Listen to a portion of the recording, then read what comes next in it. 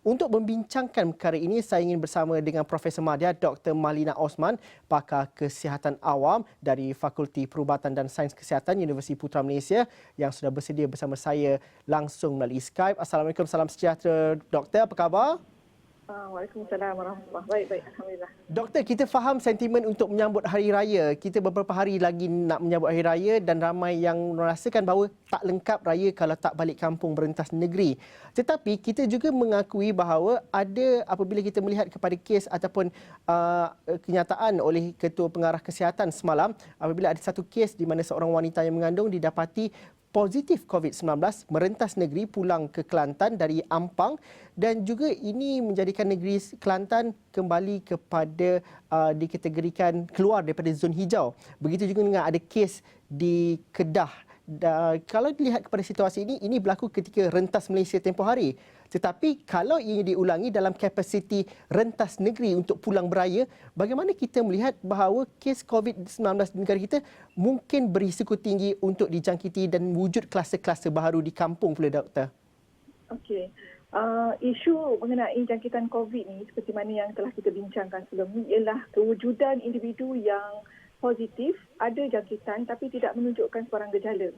Jadi individu-individu ni kalau mereka melakukan perjalanan merentas negeri dan pergi ke tempat-tempat yang baru ataupun balik ke kampung, berpotensi untuk menularkan jangkitan tersebut serta mewujudkan kluster-kluster baru sehinggalah kes berkenaan dapat dikesan. Sehubungan dengan itu, saya berpendapat semua kita perlu mematuhi apa yang disarankan oleh Ketua Pengarah Kementerian Kesihatan, sambut Hari Raya dalam keadaan tertutup dan begitu sederhana sekali tanpa melakukan apa-apa ziarah ataupun balik ke kampung. Dan bagaimana kita memahami, kalau kita mengambil contoh kes seorang wanita itu semalam, sudah pasti akan menyukarkan proses contact tracing dan juga apabila sesebuah negeri itu didapati adalah dikategorikan sebagai zon hijau, mungkin itu memberikan kelegaan kepada mereka sebelum itu. Tapi apabila ada kes yang baru diimport dari luar ini akan menyukarkan lagi proses untuk mengawal dan juga mengekang penularan COVID-19. Bagaimana doktor dapat memberikan situasi dan juga penjelasan mengenai perkara ini? Okey. Dari segi kesihatan awam, kita sebenarnya menggalakkan supaya saringan itu dilakukan terlebih dahulu sebelum seseorang itu melakukan perjalanan. Itu yang paling baik. Seperti mana yang sedang dilakukan oleh Kementerian Pendidikan Tinggi sekarang ni untuk pelajar-pelajar nak balik ke Sabah ataupun ke Sarawak. Sebelum mereka menaiki kapal terbang itu mereka wajibkan untuk melakukan saringan. Itu yang kita dapat kes di UUM tu, pelajar tu positif, dilakukan saringan. Jadi pada saya situasi ini patut boleh diguna pakai untuk semua perjalanan yang memerlukan rentas negeri dari sebuah negeri ke negeri yang lain. Terutama jika dari sebuah negeri yang kita sebut zon merah, bukan selain daripada zon hijau, untuk pergi ke zon hijau. Jadi dia akan menimbulkan risiko. Sebaik-baiknya bagi saya lah, katalah kalaulah MKN mungkin akan mengubah pendirian, mungkin boleh membenarkan syarat kebenaran itu sepatutnya disertakan dengan ujian saringan yang telah dilakukan dan memang kita dapat pengesahan individu yang hendak melakukan perjalanan itu adalah negatif. Kalau kita dapat lakukan ini terlebih dahulu, kluster-kluster baru di tempat baru akan dapat dielakkan. Untuk melakukan ujian saringan itu seolah-olah terlampau idealistik untuk mereka yang mahu pulang ke kampung ini, Prof, kan? Tapi apabila Prof katakan tadi, mungkin MKN juga sudah mengatakan bahawa tidak ada kebenaran untuk rentas negeri.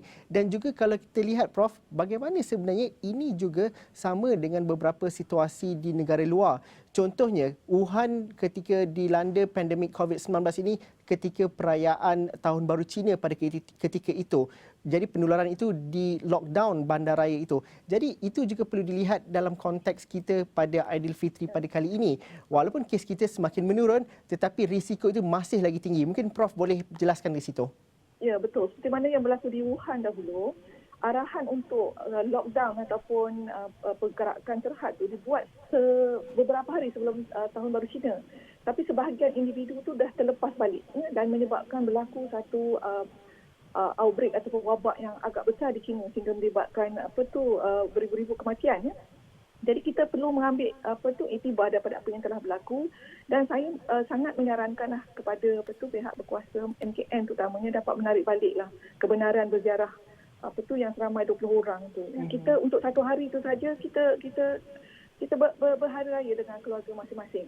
Saya menerima banyak pertanyaan, persoalan-persoalan, terutamanya daripada individu yang tinggal di zon hijau, dekat dengan ibu bapa masing-masing, yang minta mereka datang balik untuk bermalam di rumah beberapa hari sepanjang hari raya. Dan saya katakan memang kita perlu mematuhi apa yang Kementerian Kesihatan syorkan, terutama kalau ibu bapa tu ada penyakit-penyakit kronik, ada masalah-masalah sakit jantung, darah tinggi dan sebagainya. Kita tak dapat untuk memberikan recommendation, saranan untuk membenarkan pergerakan seperti demikian dapat berlaku.